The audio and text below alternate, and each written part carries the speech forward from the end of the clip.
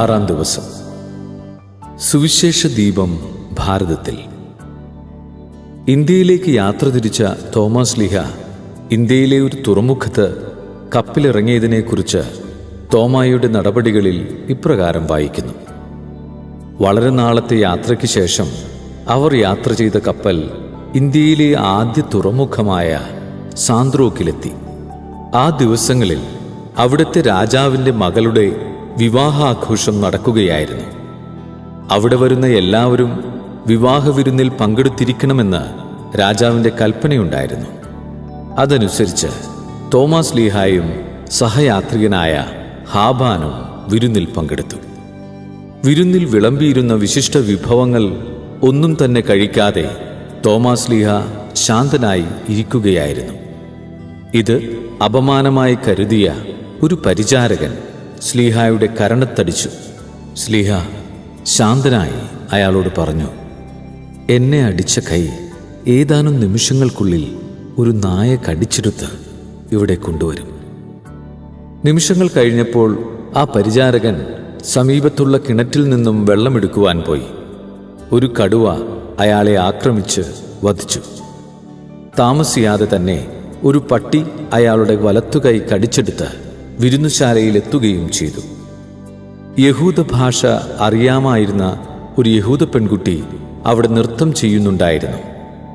ശ്ലീഹ പറഞ്ഞ വാക്കുകളുടെ അർത്ഥം അവൾക്കു മാത്രമേ മനസ്സിലായിരുന്നുള്ളൂ.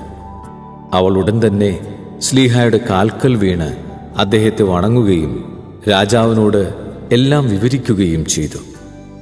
ശ്ലീഹായെ ഒരു ദൈവീക മനുഷ്യനായി കണ്ട രാജാവ് തൻ്റെ മകളെയും വരനെയും അനുഗ്രഹിക്കണമെന്ന് അപേക്ഷിച്ചു. ശ്ലീഹ അപ്രകാരം പ്രവർത്തിച്ചു. വിചിന്തനം. ദൈവത്തിൻ്റെ വഴികൾ വിചിത്രമാണെന്ന് നമുക്ക് പലപ്പോഴും അനുഭവപ്പെട്ടിരിക്കും. നമ്മുടെ ജീവിതത്തിൽ ദൈവം ഇടപെടുന്നത് നാം ഒരിക്കലും ചിന്തിക്കാത്ത രീതിയിലായിരിക്കും. ഒരു പരിചയവുമില്ലാത്ത നാട്ടിൽ വ്യത്യസ്തമായ ഭാഷ സംസാരിക്കുന്നവരുടെ ഇടയിൽ തോമസ് ലീഹായ്ക്ക് സ്വയം വെളിപ്പെടുത്തുന്നതിന് ദൈവം അവസരമൊരുക്കി. അതും ആരും ഒരിക്കലും പ്രതീക്ഷിക്കാത്ത രീതിയിൽ.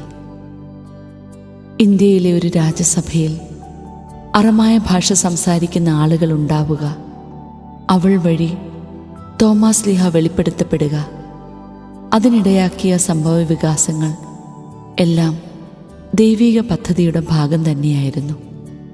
തോമസ് ലീഹായുടെ ആദ്യ ഭാരതയാത്രയുടെ ആദ്യഘട്ടം തന്നെ ഒരു രാജസദസ്സിൽ ആരംഭിച്ചതും ഈ ദൈവിക പദ്ധതിയുടെ ഭാഗം തന്നെയാണ്.